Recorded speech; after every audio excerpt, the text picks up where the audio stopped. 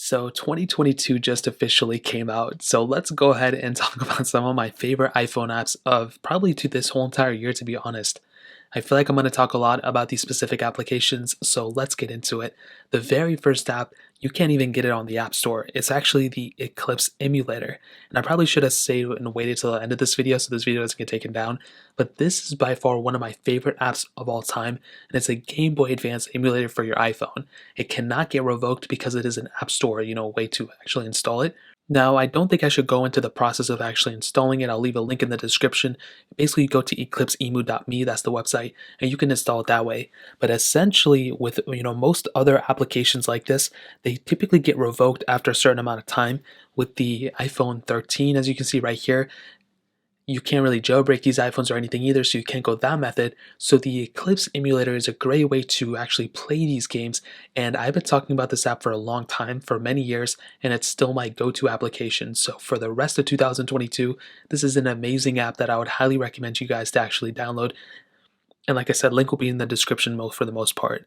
Now, another application that I've talked a lot about that I've actually used for so long is PixArt. So this is an application I had to re-download because I use it a lot on my main phone. Actually, I don't even use it that much anymore. But essentially, this is a very popular way to actually edit your photos within, your iPhone. So instead of going to your Photos app or whatever, you can actually edit your photos within the specific application. And I really do think, and it's by far one of my favorite ways of editing photos. It has a ton of features built in. And to be honest, there's a lot of TikTok trends that also use PixArt for a ton of different ways. And this has its own ecosystem and its own cult following. So a great application too I'd recommend you guys to look into. And these will all be linked down in the description, I think.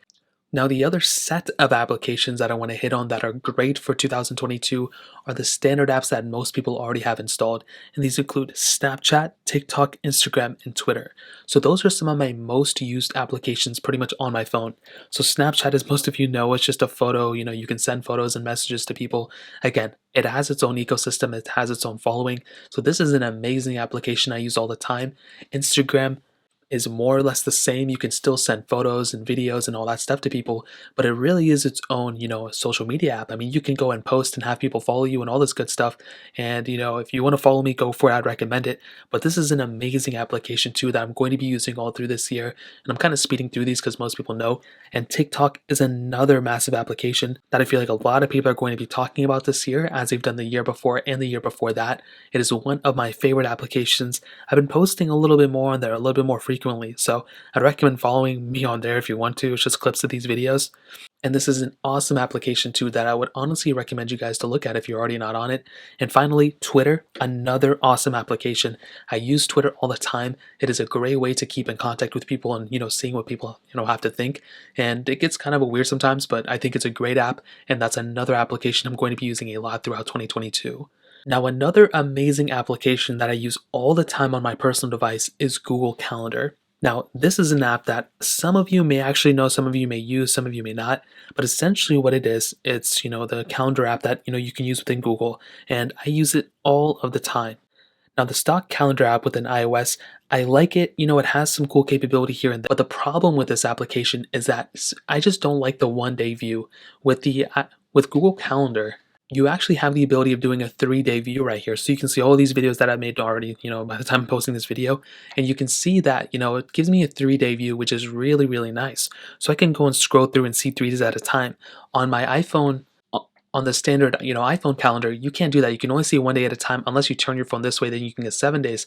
But I still don't want to do that. I want to turn my phone every single time. So Google Calendar is another very popular application that I seem to be using a lot more. And I feel like it's way more just reliable than the iPhone calendar app. And it seems like it doesn't update as much on my iPhone, but on Google Calendar, it updates all the time. So that's another very awesome application I'd recommend looking into. Now, another application that I use all the time is Apollo. So this is my Reddit client of choice, and this is a great way if you ever want to go on Reddit. There's a lot of different things out there. I go on the Apple and iPhone subreddit all of the time, and if you don't know what Reddit is, it's essentially a massive forum board that you can go and, talk about whatever you want to talk about. There's probably communities for all sorts of things out there, including Apple, iOS, and iPhones. And I come here all the time and read what people have to say. And sometimes people have to say really cool things, but the application itself is really nice. I downloaded it a couple of years ago, and it's still my Reddit client of choice for my iPhone. And I would still say for 2022, I'm still planning on using this one. And I think I may have paid for the pro, subscription as well, but that is a very awesome application that I still plan on using in 2022. Now, another application that's extremely important in my opinion is Siri Shortcuts. So what is this app? Well, first of all, it's a free application you can download from the App Store. Apple made it themselves, and this thing has so much capability, it's not even funny. I use Siri Shortcuts specifically for some of my tutorials on how to change your app icons and make your phone look a little bit cooler here and there. But Siri Shortcuts has a lot of capability, and I feel like this year specifically, this application is going to take off again, like it may have done in 2020 when iOS 14 came out.